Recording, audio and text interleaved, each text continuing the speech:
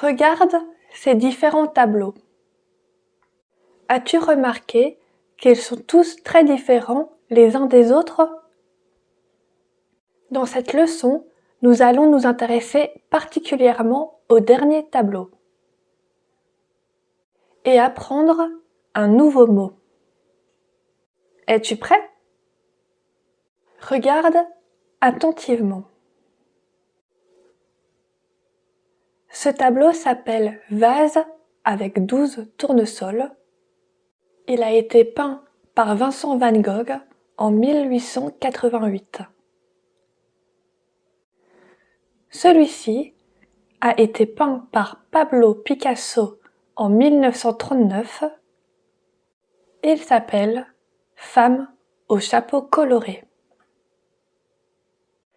Mont Sainte-Victoire est une autre peinture réalisée par Paul Cézanne en 1890.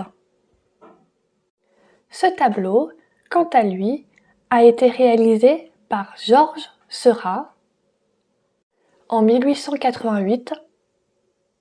Il s'appelle La scène à la grande jatte. Comme tu as pu le remarquer, ces tableaux ne se ressemblent pas du tout. Les peintres ne vous ont pas donné à voir les choses de la même manière. Regardons de plus près. Ici, les tournesols sont bien visibles et on les reconnaît facilement. Oh là là, quelle drôle façon de peindre un visage! Sur cette photo, la couleur de la montagne est très réaliste. Tu ne trouves pas? Regarde les détails sur ce tableau de Paul Signac. Il utilise beaucoup de couleurs. Ah, celui-ci est très spécial. Regarde bien, c'est celui-là qui nous intéresse le plus aujourd'hui. Il est composé de nombreux petits points de toutes les couleurs. Cette technique s'appelle le pointillisme.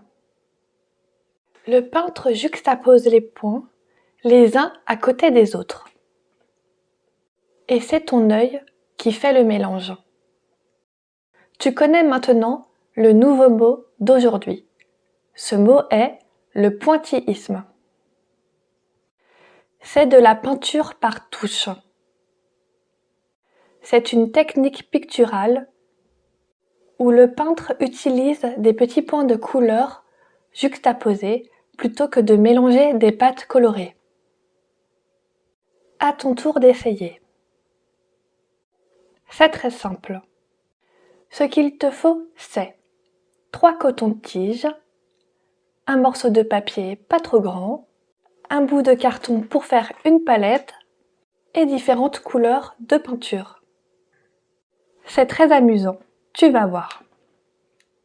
Fais des tas de couleurs, puis trempe le bout de coton-tige dans l'une des couleurs pour faire des points sur ta feuille.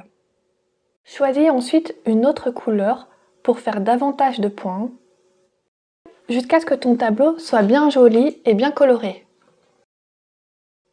Maintenant, tu sais ce qu'est le pointillisme et tu connais également 2 noms de peintres qui ont utilisé cette technique.